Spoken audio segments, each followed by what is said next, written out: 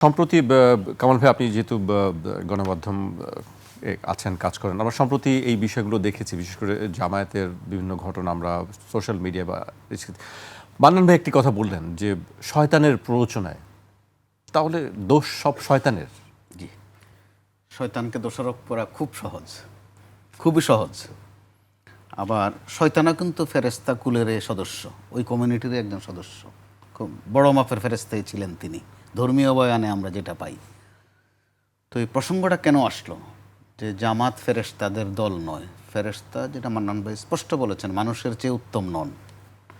ফেরেশতার চেয়ে ইনসান, অর্থাৎ মানুষের অবস্থা এবং অবস্থান অনেক উপরে। কিন্তু প্রসঙ্গ জামাত। কেন জামাত? জামাত এই কারণে, গড়পড়তা একটা ধারণা পোষণ করা হয়, যতই জামাত বিরোধিতা থাকুক, জামাতের প্রতি রাজনৈতিক কারণে অসহিষ্ণুতা থাকুক, কিন্তু একটা গড়পড়তা ধারণা আছে, যে ধারণা হচ্ছে যে জামাতে ইসলামের লোকজন তুলনামূলক শিক্ষিত, কম শিক্ষিত লোকজন কিন্তু জামাতের সাথে খুব একটা সম্পৃক্ত হন না। আবার শিক্ষিত বলতে সবাই মাদ্রাসা শিক্ষিত তাই নয়, কিন্তু জেনারেল এডুকেশনের অনেকও জামাতের সাথে আছে। তো যে কারণে তাদের কাছে কিন্তু প্রত্যাশাটা একটু বেশি থাকে। বিশেষ করে এই যে আপনি 2-3টা বর্ণনা দিয়ে দিলেন, এগুলোর সাথে জামাতকে কিন্তু মানুষ ধারণা করে না বা মানায় না। এই জন্যই তো এই খবরগুলো এই জন্যই গুরুত্ব পাচ্ছে বেশি। জামাতকে খুব হিংসা করে আক্রোশ করে হচ্ছে তা কিন্তু নয়, প্রত্যাশা করে না। প্রত্যাশা করে না।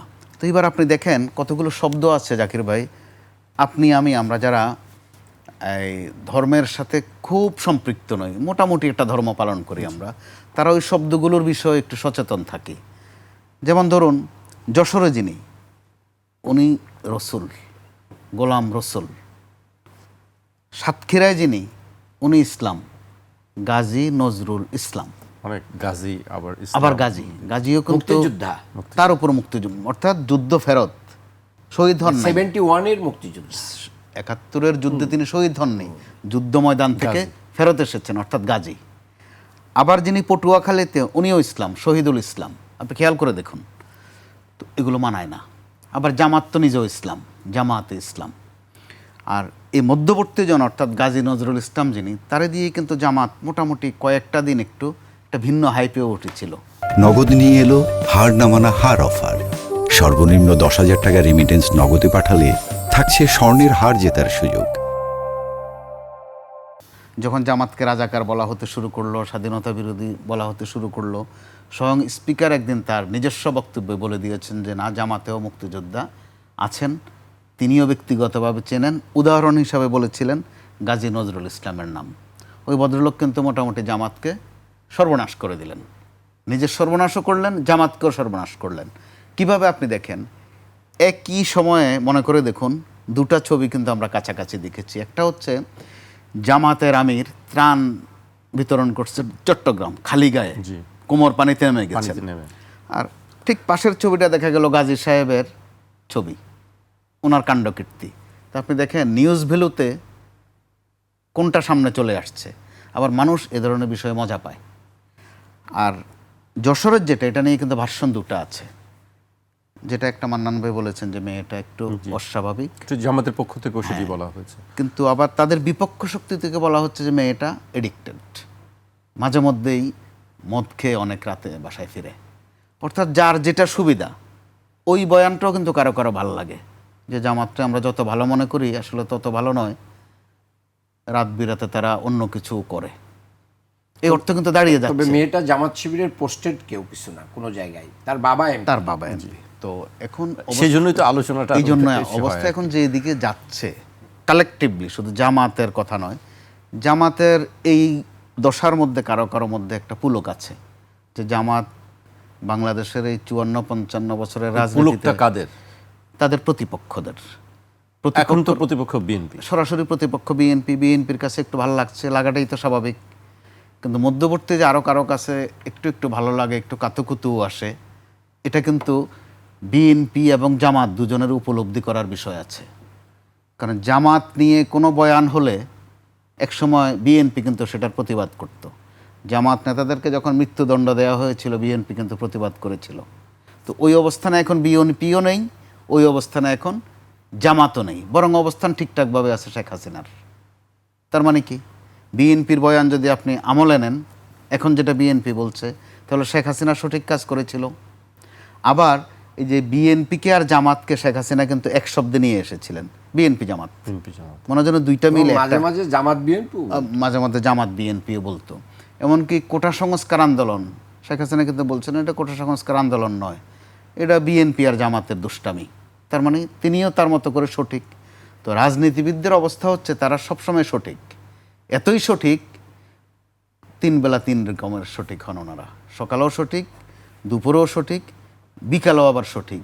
অন্তত আমার এই গণমাধ্যমের একজন কর্মী হিসাবে আমি যতটুকু অভিজ্ঞতা দেখেছি, তাদেরকে ভিন্ন ভিন্ন অবস্থানে দেখেছি। তাদেরকে আওয়ামী লীগের সাথে চলাফেরায়ও দেখেছি, লিয়াজো কমিটির ওই অ্যাসাইনমেন্ট আমি কভার করেছি নিয়মিত। আওয়ামী লীগের সাথে তাদের কত খাতির, বিএনপিকে রীতিমতো নাকানে চুবানি খাইয়ে ফেলেছিল কিন্তু এই আওয়ামী লীগ, জামাত, জাতীয় পার্টি তিনটা মিলে। তখন প্রশ্ন ছিল, বিএনপির থেকে বেশি প্রশ্ন করা হতো যে একটার নাম স্বৈরাচার আর একটার নাম রাজাকার। তো আবার আওয়ামী লীগ থেকে ব্যাখ্যা দেওয়া হতো যে স্বৈরাচার আর রাজাকার এগুলো গণতন্ত্রের প্রশ্নে এক হতে পারে। আবার এই জামাত যখন বিএনপির সাথে মিতালি করলো, জোটও করলো, বললো যে না, গণতন্ত্রকে একটু হেলদি, একটু সামর্থ্যবান করতে গেলে রাজাকাররাও লাগে। তো এই যে তারা তিন বেলা তিন কিসিমের সত্যের মধ্যে জনগণকে নিয়ে যাচ্ছেন, জনগণও তো বুঝতে পারছে। এখন যে এইসব বুলিং হচ্ছে, কোনোটা বুলিং বলবো আমি, বা সাদা বাংলায় যদি বলি চরিত্র হনন, তো এই চরিত্র হননের মধ্য দিয়ে নেতাদের স্ত্রী কন্যারাও কিন্তু রেহাই পাচ্ছেন না। নমুনাটা কিন্তু বড় খারাপ। সামনের দিকে বাংলা সিনেমার বিজ্ঞাপনের মতো শুরু হয় কিনা, হ্যাঁ ভাই আসিতেছে ধামাকা, নমুনা কিন্তু খুবই খারাপ। জামাতের দিক থেকেও সোশ্যাল মিডিয়ায় আমরা খেয়াল করছি গত কয়েকদিন যে তাদের কাছেও নাকি কি কি আছে বিএনপি নেতা কর্মীদের, এটি তো আমরা শুনছি, একটু একটু করে নাকি ছাড়বেন। তো এই ছাড়াছাড়ির মধ্যে থাকলে জনগণকে একটা বিনোদন দিবেন আপনারা, মানন ভাই বলতে পারবেন ভালো শুধু একটু তাদের কাছে বিনোদন কি দিবেন। আছে আসলে আর ছাড়ার এর মতো। মধ্য দিয়ে আপনারা যার যার অবস্থান থেকে যেই মেসেজ মাঝে মধ্যে মুখ ফসকে হোক আর ফ্রুটিকা খেয়ে হোক দিয়ে ফেলছেন, এর মধ্য দিয়ে জনগণও কিন্তু আপনাদেরকে একটা মানদণ্ডে নিয়ে যাচ্ছে যে আপনারা কে কতটুকু সত্য বলেন, কে কতটুকু ইসলাম, নির্বাচন আসলে কোন হাদিসটা শোনান, এমনকি মদিনা সনদে পর্যন্ত নিয়ে যান। আবার সংসদে দেখি মাঝে মধ্যে একটা ভিন্ন সেশনও হয়ে যায়, সংসদ নেতা, বিরোধী দলীয় নেতা এগিয়ে আসেন, একটু আগে গালাগালি করলেন, হঠাৎ করে আবার কোলাকুলিতে পড়ে গেলেন। এগুলো মানুষ কিন্তু তথ্যও নিচ্ছে, বিনোদনও নিচ্ছে। আর এটা সত্য, জামাত তো তার রাজনীতি করবে, এটাই স্বাভাবিক, বিএনপি তার রাজনীতি করবে, এটাই স্বাভাবিক, কালেকটিভলিও করবে, আবার আলাদাও করবে। এটা হয়ে আসছে রাজনীতিতে, দোষের নয়। কিন্তু আলাদা হতে গিয়ে যেসব বয়ান দেন, তখন তো তার পূর্ববর্তীজন যে বয়ান দিয়ে গেছেন ওগুলোর সত্যতা কিন্তু প্রকাশ পায়। কারণ এরই মধ্যে আপনারা নিজেরাই বলছেন বিএনপির কে কে কোথায় কোন স্টাইলে গুপ্ত ছিল। আবার বিএনপিও আপনাদেরকে ছাড়ছে না বলতে যে আপনারা আসলে দিনে এইদিকে থাকলেও রাতে ওইদিকে ছিলেন, বা কি কি সুবিধা নিয়েছেন। আবার আপনাদের যারা সহযাত্রী তাদেরকে কিন্তু একটা বিপদে ফেলে দিলেন বিএনপি এবং জামাত দু দলে, অর্থাৎ এনসিপিকে। কারণ এদের বুঝ কম, বয়সও কম, এটা সত্য, এটা গোপন রাখার বিষয় নয়। এই উদীয়মান দলটাকেও আপনারা মোটামুটি মাজা ভেঙ্গে দেওয়ার বিষয়ে এই দুই দলের মধ্যে কিন্তু আবার দেখেন ভালো মিল আছে। কিন্তু বিএনপি বলেন, জামাত বলেন, আর আওয়ামী লীগের তো মিল আগে থেকেই আছে যে এদেরকে উঠতে দেয়া হবে না।